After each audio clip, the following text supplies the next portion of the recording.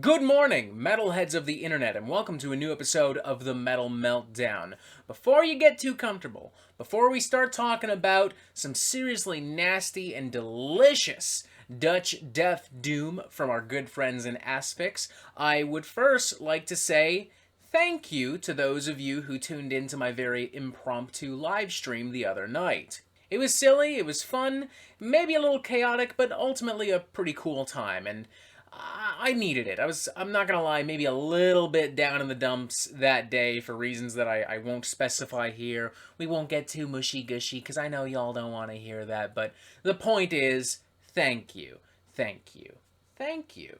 And you know what? While we're here, I'll let you know that I already have some pretty ambitious plans in place for my next live stream, and I do mean ambitious. We may or may not have a special guest joining us. Ooh. But before I reveal those plans to you, let alone set them in motion, first I need you to do something else for me. I need you to help the Metal Meltdown get to 3,000 subscribers. We're so close. We're so fucking close I can almost taste it.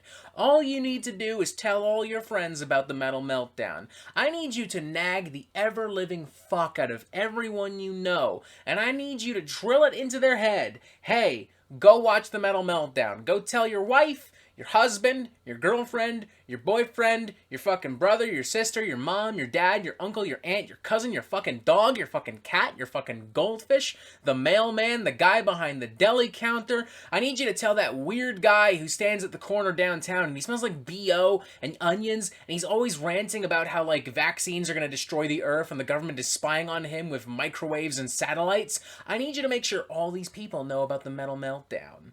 That's all. I don't think that's too much to ask. So, in conclusion, thank you very much. Go do my fucking bidding. With that out of the way, let's talk about this new album from Asphyx.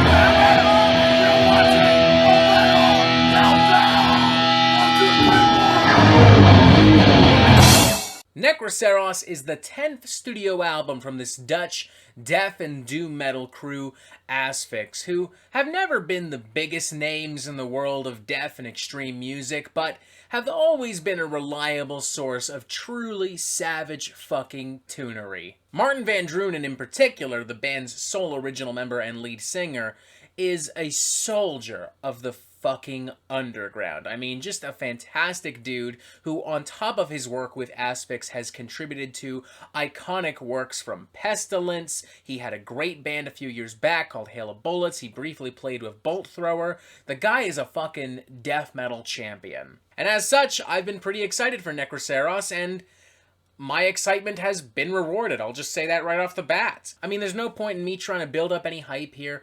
There's no point in me trying to waste time elaborating on how fucking amazing and incredible this band is. Y'all know the drill by now. It's Asphyx. They may not be as big as Cannibal Corpse or the Black Dahlia Murder, but similarly to those bands, they have an identifiable sound that people consistently expect from them, and Asphyx, unsurprisingly, absolutely deliver without fail. And without fucking compromise. Nasty riffs galore. Doomy passages galore. A grimy, grisly, abrasive sound mix caked in static and mold galore. I do think it's safe to say that parts of this album do feel somewhat emboldened by the utter chaos we have all experienced in the last year, but I have to assume that that's unintentional because this Asphyx album ultimately doesn't operate any differently from any previous Asphyx record. You've got tracks like The Nameless Elite, Knights Templar Stand, which find this beautiful ooey-gooey sweet spot between some very aggressive, simplistic death metal and some very emotive and grisly doom metal. They're very blunt, they're very abrasive, almost sounding like some long-lost fusion of vintage Candlemass and Bolt Thrower. You've got a very fun and bloodthirsty track like Yield or Die, which is so over-the-top, stubborn, and declarative that it is destined to be an anthem for the band when they return to the live stage, whenever that time should arrive, if it ever will, at this point. Remember concerts? Weren't those fun? You've got tracks like Molten Black Earth and Botox Implosion that go straight for the fucking jugular. Trust me, you do not want to prick yourself on the rough, jagged edges of these nasty fucking riffs, because not only will you hurt yourself, but I'm pretty sure you'll get some kind of long-lost ancient disease. But truthfully, it's actually some of the longer and more epic and ambitious cuts that I find myself really fucking enjoying even after multiple listens. Those cuts in question being 3 Years of Famine and the album's title track, Necroceros. Both of which offer some seriously ominous and entertaining fucking shit from start to finish. Now, there are things I would change about this record if given the chance. For one, I think the sound mix is a little bit too noisy, a little bit too static-ridden. It's pretty easy for stuff to blur together and for entire parts altogether to be buried underneath the murk and the grime. And I'll also concede that the album, almost by design, feels pretty one-dimensional and predictable. There are no left turns to be found whatsoever on this goddamn thing. But I don't think Asphyx really need left turns per se. Sure, this is by no means the most imaginative or revolutionary material, but does it really need to be? Asphyx, after all these years, is still making legitimately entertaining, heavy as fuck death doom. And at the end of the day, I think that's all that an Asphyx album needs to be.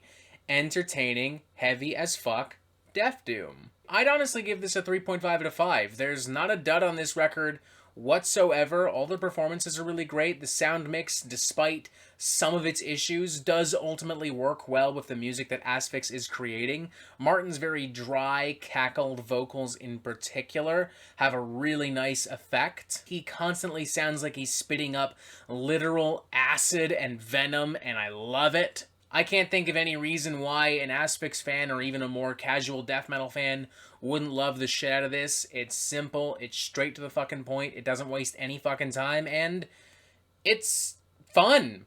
Plain and simple. No, it won't win any awards for originality, and it certainly won't be in, like, my top 10 at the end of the year or anything like that, but I don't think it cares. I think it just wants to be a fucking fun, dirty Asphyx album, and that's exactly what Necroceros has succeeded at doing. So, 3.5 out of 5. Maybe not the most enthusiastic per se, especially if you're looking for something really fucking spicy out of your death metal, or you're just, I don't know, maybe not super into Asphyx, but a 3.5 out of 5 nonetheless.